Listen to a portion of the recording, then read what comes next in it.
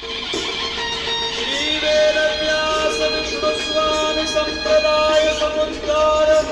समृद्ध श्री पुरुषोत्तम वदनानलावतार सर्वान्नाय संचार वैष्णवान्नाय प्राचुर्य प्रकार श्री बिल्व मंगलाचार्य सांप्रदायिकार्पित साम्राज्यासन अखंड भूमंडलाचार्य चक्रचूडामणि विद्यावाचस्पति दशदिगंत विजयी